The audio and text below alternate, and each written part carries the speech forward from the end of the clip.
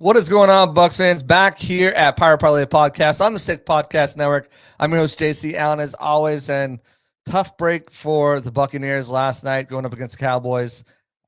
Plenty of blame to go around, and we'll touch on who deserves it, who deserves the most criticism. We'll get to what that means for the Bucs going forward. Are there shot of the playoffs next there, or is there still ways they can get there? Some PFF grades and a bunch of other stuff. That and more on the other side of the break, so stay tuned. We'll see you there. Turn up your volume. Because you're about to listen to The Sick Podcast. Pirate Parlay.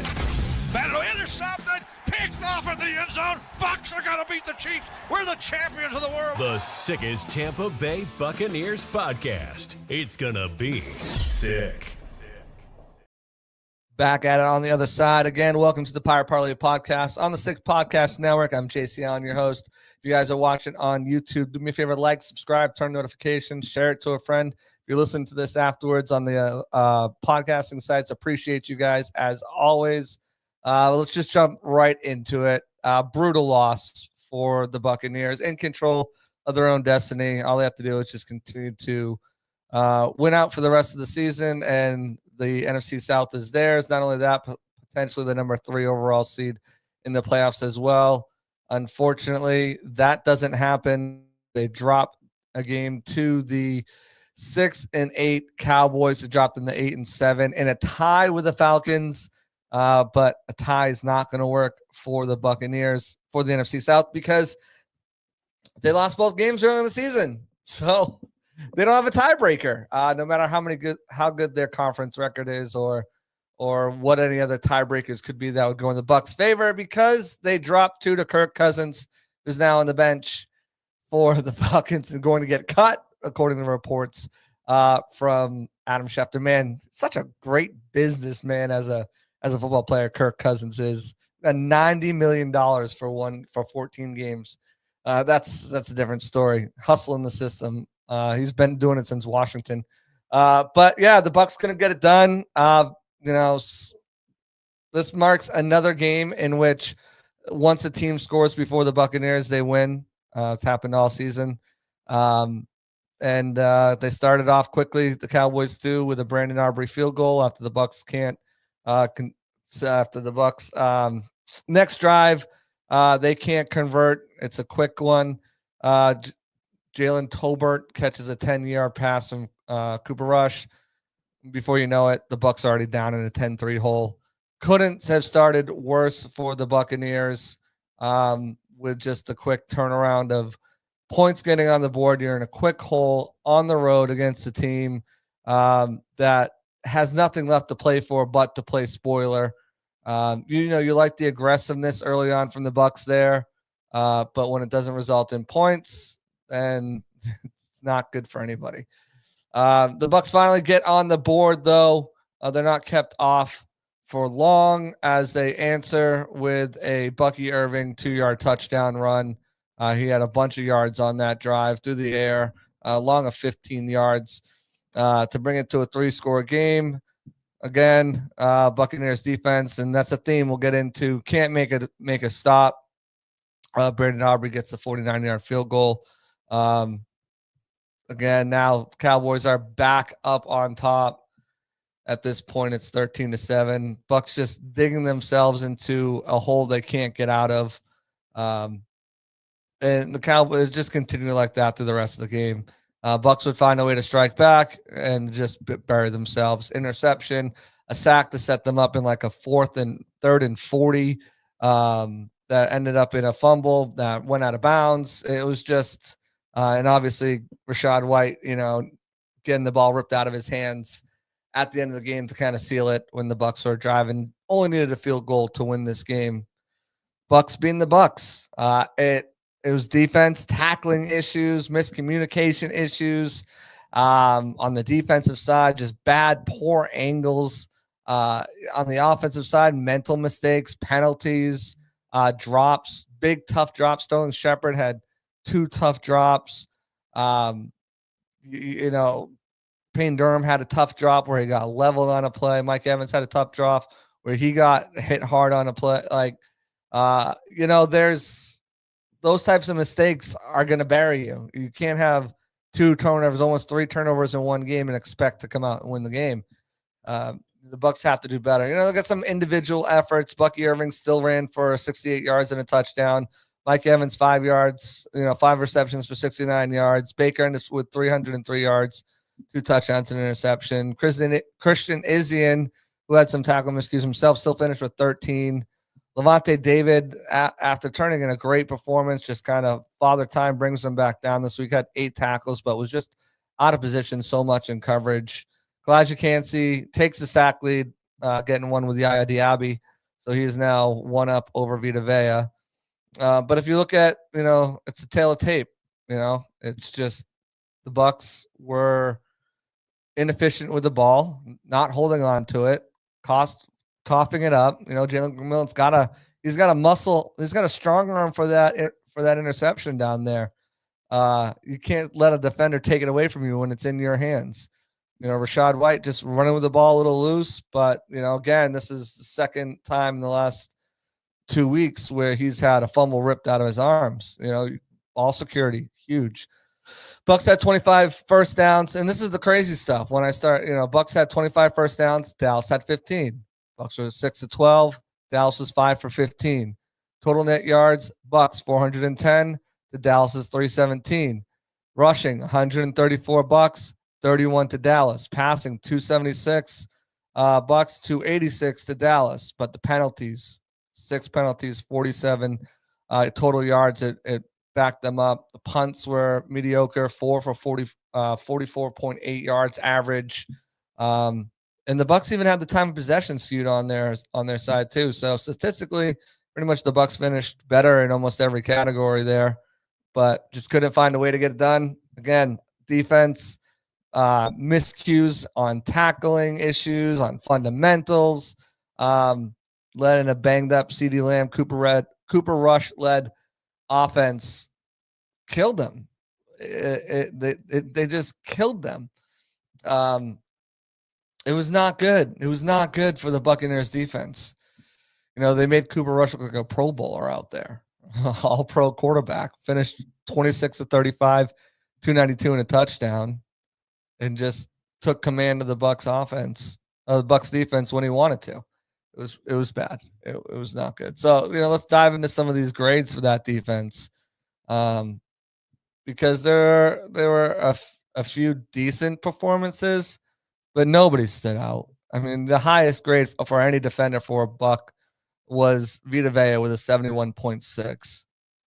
And he got a boost in coverage. That's that 77.7 boost in coverage from dropping back and making that tackle on who was it, Flournoy, I believe, late in the game to prevent them from getting the first down.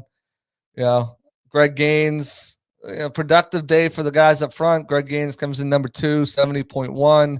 Kalijah Cansey, 69.0. He had that half sack. J.J. Russell is going to get a 68.7, and Mike Edwards will round out your top 5 with a 66.9 overall defensive grade. Low grades. Like, those are low grades. No one's even cracking the mid-70s, let alone the mid, the 80s at all. None of those players were credited with a missed tackle. Yaya was credited with 1 missed tackle. Kayvon Merriweather with 1 missed tackle. JTS with 1 missed tackle. Christian Izina with 2 missed tackles. And Levante David, like I said, not a great game. Still finished with 7-8 tackles, but, 3 missed tackles on the day. Let's look at his coverage grade. He was the lowest graded Buccaneer with a 44.5 grade. And moving, just kind of looking at his coverage, he was targeted 10 times, lit up 9 receptions for 77 yards. And they're going to put the touchdown on him for the CeeDee Lamb. CeeDee Lamb, 53 yards after the catch, targeting Levante David. That's bad.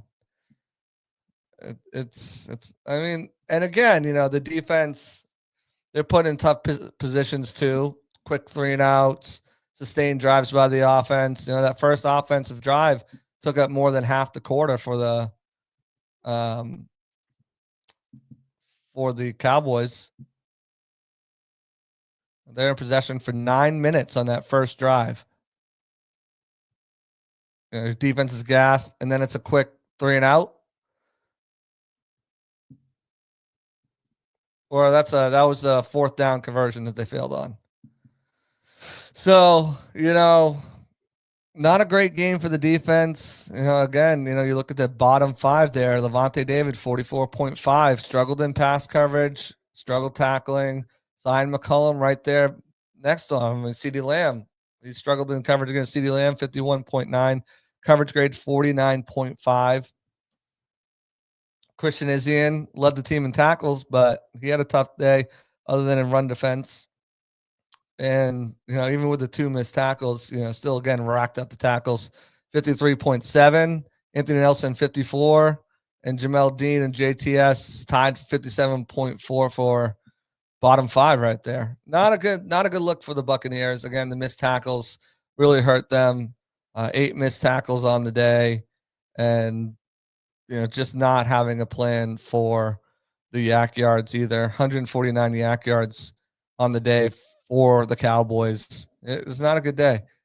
The offense was a little bit better. They still, when a team scores 24 points, you got to hope that that's enough to win a game. You shouldn't have to hope to score 30 points to win a game. But, there were some turnovers on the offensive side too. Rashad White, Baker Mayfield, he had the interception, plus he had the fumble that was recovered out of bounds by the Cowboys, and that backed them up.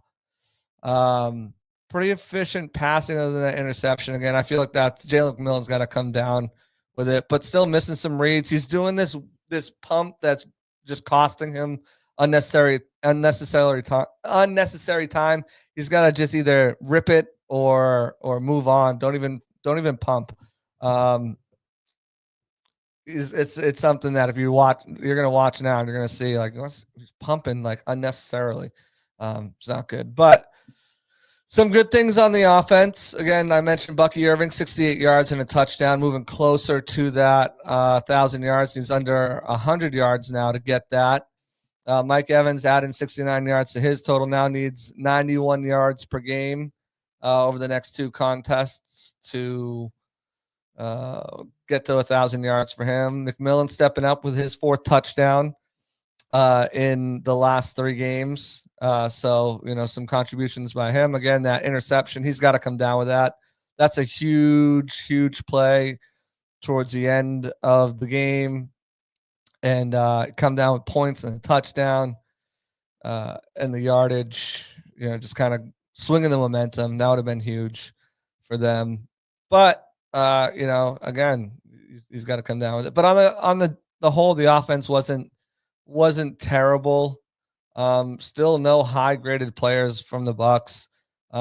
Their number 1 graded player was Trey Palmer. He had a 74.5. Trey Palmer had 2 catches for 31 yards, that long one of 27. Behind him was Jalen McMillan, who had a 71 grade. McMillan we just talked about. Graham Barton came behind him with a 70.6 and number 3rd highest. Baker was the 4th highest with a 70.2 grade, offensive grade, and Mike Evans with a 67.4 rounds up the top 5. Bottom 5 is going to be Payne Durham, 50.9 grade for him. I did pretty well in pass blocking. Run blocking was okay, but obviously didn't do enough. Rashad White, 53.1, had the fumble at the game. Ryan Miller scored a touchdown, but 53.8 for him. He had a 30.3 run blocking grade, which is not like him because he's usually a very strong run blocker. Raheem Jarrett had 55.8, and then Devin Culp rounded out the bottom 5 with a 56.3 in his 3 snaps. So meaningful snaps, I guess you go to Sterling Shepard, but he only played half a game. So if you go to like meaningful snaps, Ben Bredesen, 61. So yeah, moral of the story is the Bucs fumbled the bag here. They fumbled the bag. They weren't able to get anything going to match the Cowboys early on. Big gusto there going forward on 4th down. Unfortunately, you're made to pay for it after the Cowboys score one of their own to bring them up 10-3. But this was a game that you had to have. You knew you need to have it, especially as the Falcons had won previous in the day. You knew the Cowboys were playing to be spoiler at this point. I thought they did a pretty good job on Micah Parsons. Luke Gedeke had some tough snaps, but on the whole, I think Micah Parsons, they did a pretty good job controlling him on the defensive side of the ball. The Cowboys did a good job of taking Mike away at times. But I think some of the rest of the offensive line struggled there a little bit.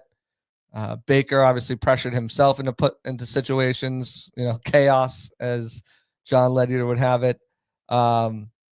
Made some big runs scrambling, was second on the team in rushing, 42 yards. With a big long at 18. He had one called back on a Ben Bredesen hold too. That was like 14 yards or something like that. But mistakes will kill you, and especially penalties. Again, Bucs penalized 6 times for 47 yards, had a couple on defense, a bunch on offense that just are drive killers. Even when you convert them, it takes some momentum off that drive that you're going with.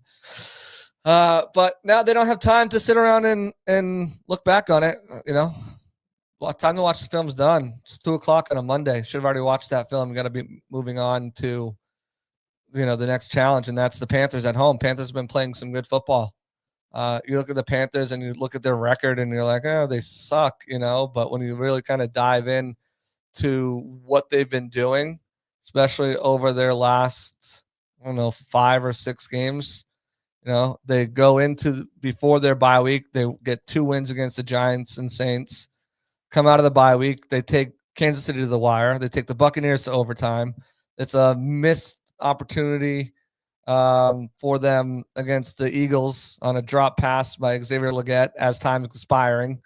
Right there in it. The Cowboys get the better of them, but then they bounce right back this week and they beat the Cardinals and knock them out of the playoffs. I think that was in overtime as well. So yeah, they're at 4-11, but their arrow has been trending up since about week 9. And now, they know that they can hang. They just brought you to overtime in their place. Now they got to do it in Tampa. But again, they're going to be ready. They have a offensive staff, not just coordinator, but, offensive coordinator, head coach, line coaches. Like, they have a staff in place that knows this Buccaneers offense and defense and the players and what they can do and how to kind of, and we saw them take control in that Panthers game. So, it's not like it's a foregone conclusion that, the Buccaneers can win this game. Meanwhile, you've got a situation where you need luck now. You need the Falcons to drop a game. And it's just not what you wanted out of this game. It's just not what you wanted out of this game. You wish you could run the ball a little bit better, a little bit more, considering what the Cowboys have let up this season. People where was Bucky in 2 minute and stuff like that? At that, you got to get Bucky some touches in there. But if you're doing that, hurry up and 2 minute stuff, then that's better for Rashad. He's a better pass blocker. He offers receiving skills and running skills. Like, that's kind of what it is. But the last 15 minutes of their game, like, got to get him some touches somewhere in there, especially what he's been able to do week in and week out. You can blame it on the coaches, lack of, for not having them ready. Again, we heard last night from the Bucs players, same thing we heard from, it's funny because a lot of the Bucs players were talking about the Broncos game. Baker brought it up. Zion brought it up. So, it's something that they brought up this week. Don't get complacent. Remember what happened in that Broncos game. We're feeling good, and then we get knocked back down to earth. And I wouldn't say they knocked them back down to earth, but they definitely came out more physical than the Bucs did, and that was noticeable from the get-go. And it results in a loss. That's what happens. Bucs had an opportunity, but again, you can't keep letting all these opportunities happen at the end of games. Like, I don't expect every game to be a 40-17 thropping of the Chargers or a 33-16 wailing on the Eagles, or 51-27 beating on the Saints. But make it a little more convincing. You look at a lot of the Bucs wins this season, and you aren't really convinced until the end that they've let teams hang around. The Raiders, they let hang around too long. Panthers took them to overtime. The Giants are the Giants or whatever. The Saints come back, even in that win. And some of their losses too. Falcons just let them hang around and they win. Chiefs let them hang around and they come back and win. 49ers let them hang around and they come back and win. It is what it is. It's difficult for the Bucs. We'll get into all their playoff chances now. What happens? What they need? What can they hope for? But first, let's get a message from our friends over the Tampa Bay Buccaneers. Cruise still open. I just checked. You can still grab your tickets now. Again, Christmas is 2 days away. You're struggling, thinking what and you got pockets that are deep like that. Sign them up for the Buccaneers cruise. It goes from March 7th to the 10th out of Fort Lauderdale down to Key West and Bimini, Bahamas. So many different players: Jordan Whitehead, Brad Johnson, Trey Palmer, Mike Allstar, Kalijah Cansey, Yaya Diaby, Graham Barton, Luke Gedeke, Tristan Wirfs, Rashad White, Jamel Dean, Derek Brooks will be making an appearance at all, and so many more. So much awesome events, including a sailaway party, trivia contest, bingo, cocktail parties, player panels, a water volleyball competition, and so many other theme parties that will keep the fun going all cruise long. Don't miss out the awesome opportunity to celebrate your team and create lasting memories with fans from all over the country and your favorite Buccaneers players. Check out the Buccaneers cruise, guys. You won't want to miss it. It's an awesome time. Definitely check it out. See what they've got left for cabins, what's available. So when you look at the updated New York Times simulator for the Bucs and their playoff chances, it takes a hit significantly, but the Times still like the Bucs to make it over the Falcons. They give them a 62% with the Falcons of 42%. And how does that happen? Let's get into all the ways it can happen. I posted this on X yesterday, but let's get into all the different ways that the Buccaneers can still make the playoffs. Option number one, you win out. And this is going to be the same for option number two and option number three. So you win out. You got to, no matter what the situation, you got to win out. Then you need to hope the Falcons either lose to the Commanders next week or the Panthers in week 18. Atlanta holds a tiebreaker, so they must lose a game in the next 2 weeks. At least one game, and the Buccaneers will win out. That's what needs to happen. The other way that could happen between the Buccaneers and Falcons, if the Bucs win one game and the Falcons lose both of their last two to the Commanders and the Panthers. And that's kind of wishful thinking there. The Bucs likely need to win out no matter the situation and hope they get some luck from the Commanders or maybe the Panthers trying to play spoiler. The last one is if the Commanders fall to the Falcons this week, Buccaneers again have to win out for this. Commanders fall to the Falcons and the Cowboys in week 18. The Bucs hold the tiebreaker there, and they would be the final wild card spot. So those are the three ways the Bucs can make the playoffs. Three of them are win-out situations. Or two of them are win-out situations. Winning out and having the Falcons lose to the Commanders or the Panthers, or winning out and have the Commanders lose to the Falcons and Cowboys. The only other option is if the Bucs win one game and the Falcons lose their last two. So you no longer control your destiny. That's what it comes down to. Now you need to win out and have help. And you need to hope that the Commanders, who are a 10-5 team right now, can beat Michael Penix-led Falcons. Or if they somehow don't, that Davey Boy has some sleeves up, tricks up his sleeve that they keep in their pocket for next week again, the following week against the Falcons, and try to beat them, help out the Bucs. Based off Bucs history, that wouldn't not be wild to see. That would not be wild. It just sounds like the Bucs, right? Doesn't that just sound like the Bucs? Buccaneers drop their game to the or win their game against the Panthers next week. They win their game against the Saints in week 18, but the Falcons beat the Commanders. And now it's Panthers, Falcons, and you're just waiting to see what happens. And Dave Canales, former Bucs offensive coordinator, he beats the Panthers and you get in. Or opposite way. It's just good story either way.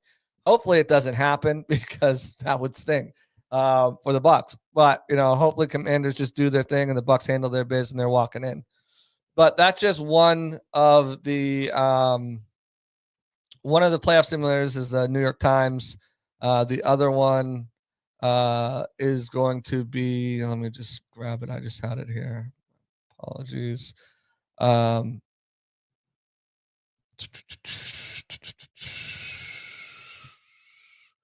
when you lose things. Okay, the updated DVOA playoff odds. And they have the Bucs at 63% to win the division, the Falcons at 37%. So the models are still favoring the Bucs. And I believe it's because they feel like the Bucs should be able to win out, and the Falcons will probably lose one of the Commanders. That's the only reason I can kind of rationale why they think that's going to happen. There is also another way that the Buccaneers could backdoor into the playoffs too, is if they win their last two and the Packers starting tonight lose their last three.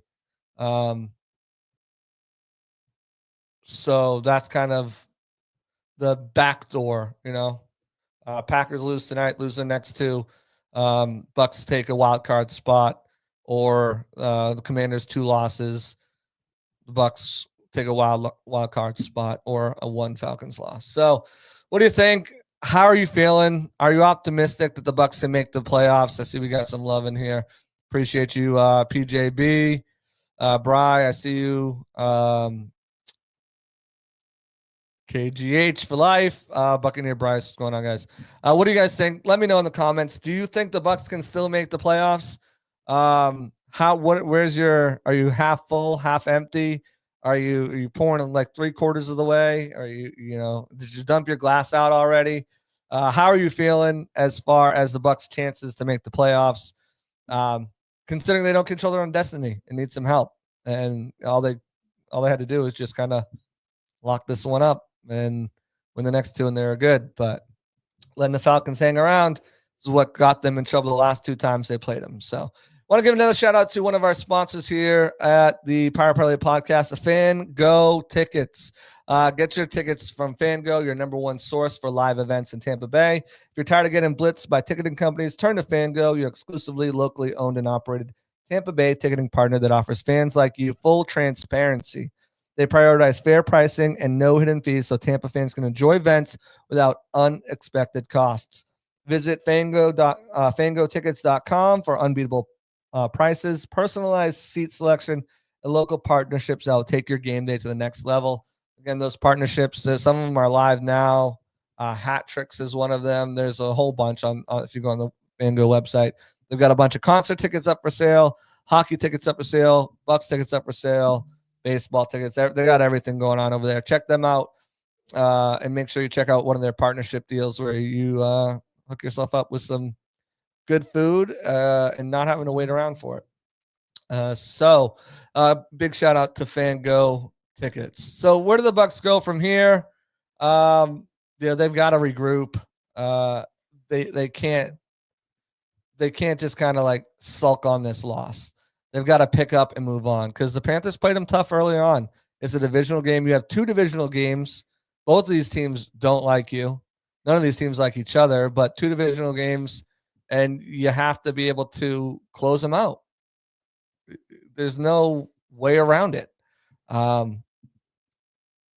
Dave Canales and the Panthers played you tough last time, brought you to overtime. You got to come out swinging early on. You're at home now. You got the advantage. but I don't expect this to be an easy game. I don't think this 4-11 Panthers are really indicative of what their score is right now. They're playing hard for Dave Canales. They're playing hard to end out the season. I mean, they're taking wins and messing up their draft projections. They're going to play hard to finish out this season. And I think, again, you look past, week 9 on, they're playing inspired football. And when they have some money and have some draft picks and stuff to make some moves in this draft this year, I think again, I still say they're 2-3 years out, but if Tepper doesn't get impatient, the Panthers could be pretty good in a year or two down the line. And the Saints are kind of just the opposite, the Saints are kind of imploding right now. Derek Carr's out, Alvin Kamara's out, interim head coach, Derek Carr probably out after this, this year with his contract. They're just kind of pushing the can down the road, never taken. They're going to have to cut a bunch of players and try to fill them with some low-cost veterans or mediocre players. They haven't been nailing draft picks over there either. They're just in no man's land right now. They're stuck in the mud. They'll rattle off some couple wins here and there, some decent wins. But, again, they might beat the Raiders next week. Finish 6-9, a respectable 6-10. Or not 6-10. 6-11 after they lose to the Bucs. But again, they're just they're a mess. They're a mess. And then you look at now the Falcons. Falcons are surging and in the lead driver's seat for a playoff spot. But with the contract they gave to the Kirk Cousins, they just essentially got out of one Matt Ryan situation, put themselves in another Matt Ryan situation. That cost them a ton of dead cap money. Already reports that he's going to be cut before March 10th bonus that comes and gives him the other 10 of his $90 million guaranteed that he's collecting for 1 year, not even 14 games. Crazy. Like now they just handicap themselves. Okay, you got Penix. And let's say Penix wins out. Let's say Penix looks the real deal and he wins out. Okay, you got Penix. You're cutting Kirk. You're probably going to pre-June 1st them. So he splits up that cap hit, but you're still going to probably take a healthy $28 to $30 million this year. Next year, you're going to have to take that other 67 or something like that. So that other 30 to whatever it is, it's going to be a high number. And you're essentially taking away those first 2-3 seasons of having a high draft pick on a rookie scale contract.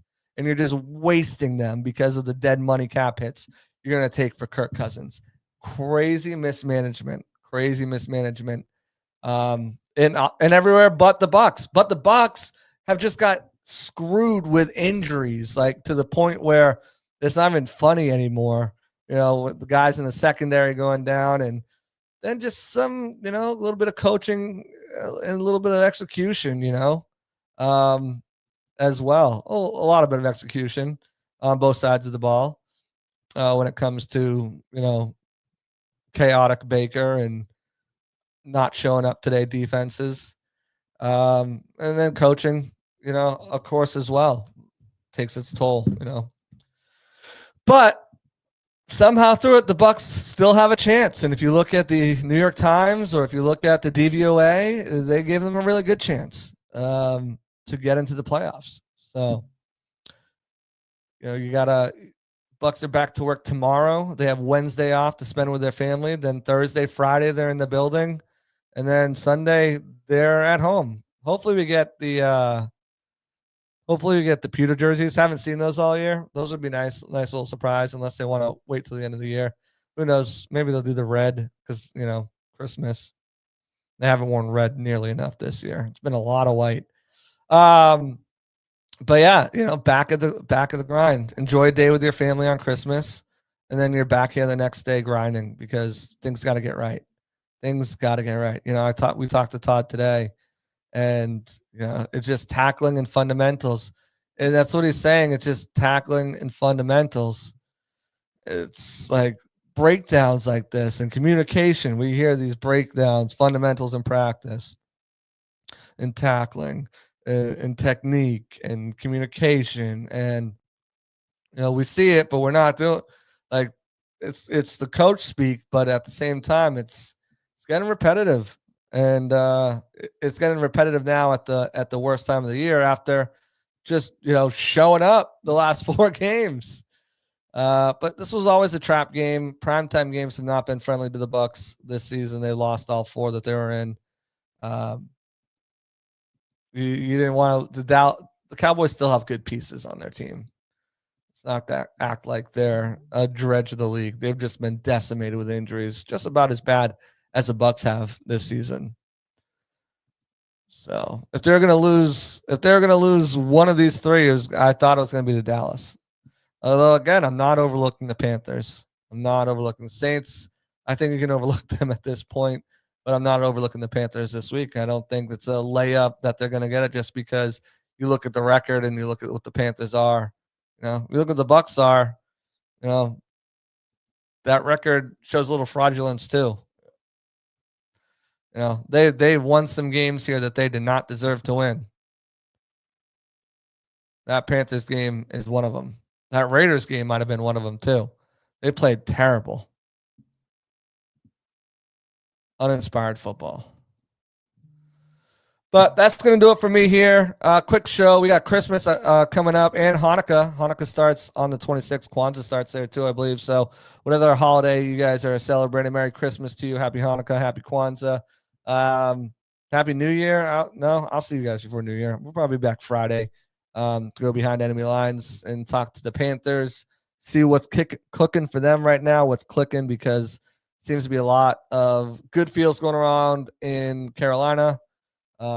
Even though it seems like they're probably a couple years out. But that's going to do it for me. I hope you guys have a great holidays. I appreciate everyone, as always, for tuning in. Like, subscribe, turn notifications, everyone listening afterwards on the podcast sites. Appreciate y'all. That's going to do it for me here at the Pirate Parlay Podcast on the Sick Podcast Network. I'm your host, JC Allen. As always, we're out of here. Peace out. And that's a wrap. Hope you don't miss us too much until next time. Follow the Sick Podcast Pirate Parlay on YouTube, Facebook, Google Play, and Apple Podcasts.